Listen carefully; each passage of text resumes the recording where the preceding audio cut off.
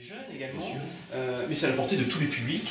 Tout à fait. Donc surtout, je pense que n'importe qui peut y trouver son compte, parce qu'on a aussi des œuvres beaucoup plus poétiques, qu'on verra dans un instant, mais qui sont vraiment aussi très intéressantes. Et vraiment, ça touche un petit peu, je pense, à tous les publics. Voilà, absolument. Donc rien d'iconoclaste, on est vraiment ici dans l'art à la portée de tous. Absolument.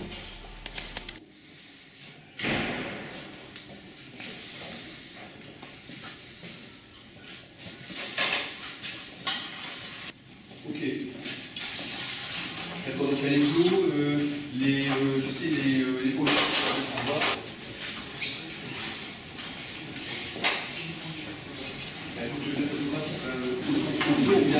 Technique mixte, tu vois, photo et puis dessin, par exemple. Oui, pour voir si ça. Oui, je voudrais apprendre à pouvoir éteindre de manière à pouvoir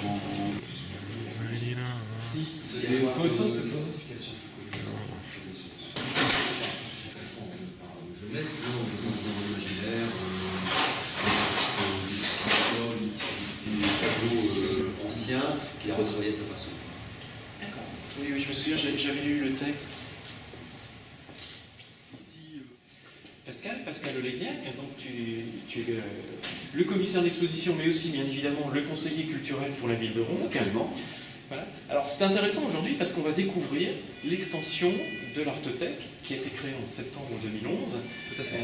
Alors peut-être rappeler dans un premier temps le principe de l'Artothèque. L'Artothèque, c'est comme un emprunt d'œuvres, donc d'œuvres multiples, donc d'œuvres contemporaines, un petit peu comme un livre. C'est-à-dire que vous allez à la bibliothèque, vous choisissez une œuvre, et puis vous pouvez l'emprunter et l'accrocher chez vous pour une durée de 3 mois renouvelable. Et lorsque vous avez assez de cette œuvre, eh bien vous la ramenez et vous en prenez une autre. D'accord. Tout à fait comme un bouquin. Très simple. C'est très simple. Absolument. Très simple, une recette. Donc de s'approprier comme ça des créations contemporaines ou moins contemporaines, en fait, chez soi pour quelque temps. Alors, il faut rappeler qu'on réserve les œuvres à la bibliothèque, donc au centre culturel de Ronc, qui se trouve dans le parc Van-Steenkiste. Tout à fait.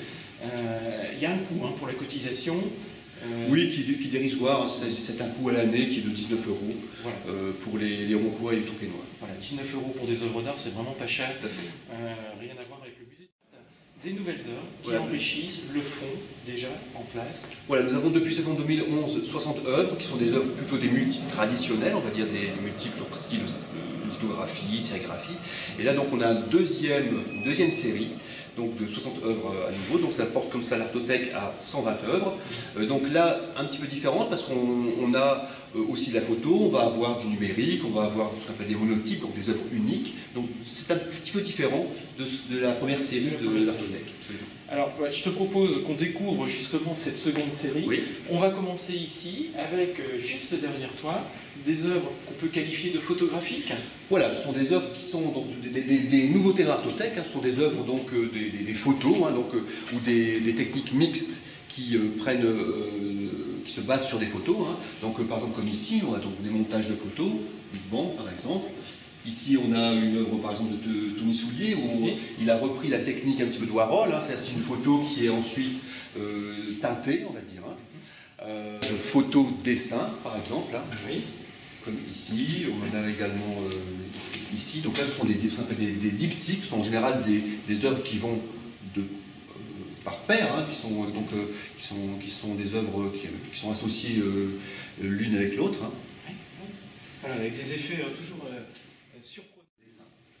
Voilà, donc on va avancer un petit peu, on va découvrir d'autres aspects avec d'autres types d'œuvres. Donc là on a aussi des œuvres, des œuvres photographiques mais qui sont ensuite travaillées comme un multiple, comme une sérigraphie. Là par exemple c'est un hommage à Andy Warhol avec sa boîte de soupe. Mais tout dépend de ces formes aussi.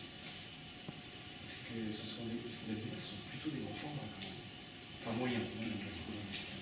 C'est pareil, on borne maintenant. Mais par contre on ne sera que sur l'œuvre bois. Ah oui, d'accord. Au début je vais faire l'œuvre éclectique, c'est-à-dire tout ce qui n'est pas toile et papier. Clé. Non, je me suis douté qu'il y avait quelqu'un, j'avais vu les camionnettes. Non, mais sinon, je ferais un aller-retour. Parce qu'en plus, il y a des techniques en dessous. Donc on parlait tout à l'heure d'œuvres contemporaines, oui. Mais on a aussi dans cette deuxième série sélectionné quelques œuvres d'artistes du XXe siècle, on va dire d'artistes des œuvres modernes. Donc comme par exemple ici une lithographie d'Olivier Debré, ou alors ici on a des œuvres d'un artiste qui est décédé en 1967, qui s'appelle Ossip Zatkine. Donc des lithographies, bon, c'est un artiste connu qui a fait des sculptures, des choses monumentales, hein. D'ailleurs il est surtout connu pour ses sculptures. Donc on a une petite alcôve comme ça, au-delà des artistes très contemporains, on a aussi choisi quelques œuvres d'artistes, on va dire, plus anciens, en tout cas de l'art moderne du XXe siècle. Puis on est dans une moderne et contemporaine, c'est-à-dire qu'on a volontairement pour l'instant en tout cas mis de côté les œuvres classiques, comme les paysages, les choses du début 20e ou 19e siècle. Au niveau des techniques, la première partie, hein, l'artothèque, c'était essentiellement des lithographies. Voilà, donc ce qu'on appelle des œuvres multiples traditionnelles, c'est la lithographie, sérigraphie. Voilà. Alors que oui, là maintenant on est toujours dans, comme ici par exemple, hein, dans du multiple sérigraphié, mais comme on l'a évoqué, on a aussi maintenant de la photo, on a donc des techniques mixtes. On a des monotypes. Alors des monotypes, ce sont des œuvres uniques, hein, basées sur le principe de la sérigraphie, mais tirées à un seul exemplaire au lieu de 50 ou plus. Hein. Et on a aussi des œuvres numériques. Voilà. Alors là, on va se...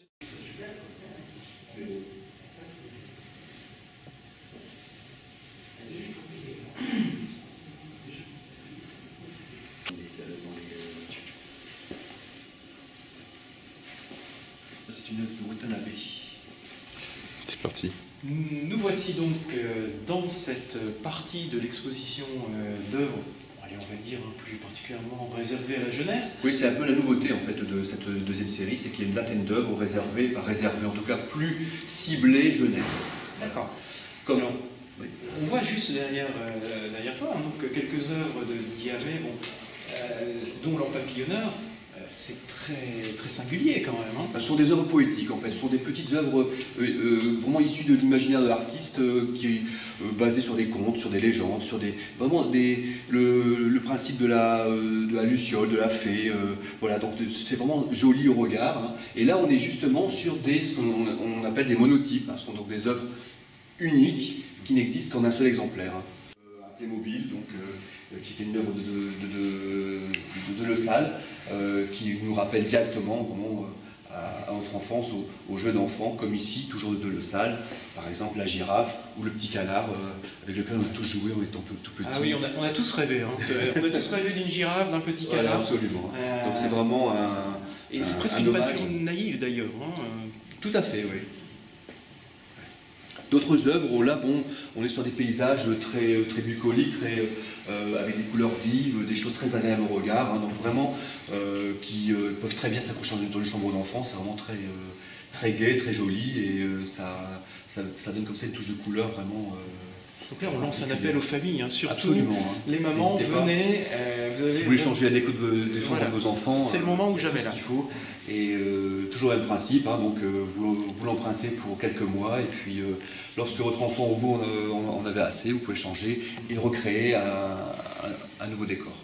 Différentes, hein, c'est-à-dire que justement la partie réservée aux enfants, on a la partie photo, on a la partie plutôt 20e siècle, on a après les œuvres multiples traditionnelles d'artistes contemporains, sachant qu'il y a quand même pas mal d'œuvres, hein, qui viennent, comme celle que vous venez de voir à l'instant, d'artistes jeunes, d'artistes montants. Hein.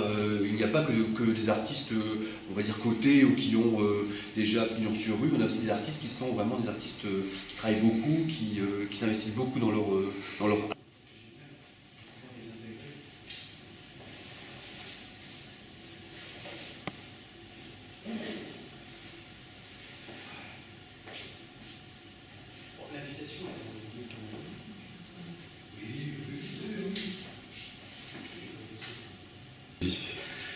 On est ici vraiment alors dans une partie presque enfermée, hein, une sorte de petit cabinet comme ça, dans cette galerie de l'étage des anciennes écuries. Deux œuvres numériques. Absolument. Qu'est-ce que c'est qu'une œuvre numérique? Eh bien, c'est une œuvre qui est entièrement créée sur ordinateur en fait. Hein. Donc on parle vraiment, il y a la touche de l'artiste, mais qui est une touche à la souris, si je puis dire. Et donc c'est vraiment une œuvre qui est très, très, très contemporaine, hein, qui est vraiment issue des technologies récentes. Hein. Et donc là, on est aussi... On va quand même pas dire que c'est l'ordinateur qui crée l'œuvre. Hein. Non, non, c'est l'ordinateur en fait qui aide l'artiste à créer l'œuvre. Mais il n'y a plus, je dirais, la plume, le pinceau, comme dans les œuvres traditionnelles plus anciennes. D'accord, donc c'est une vraie curiosité. Hein. Voilà, absolument. Donc 2 œuvres numériques, on va dire aussi réservées à la jeunesse, mais qui peuvent être bien sûr empruntées par les adultes, bien sûr. Bien sûr. Voilà. On a fait un...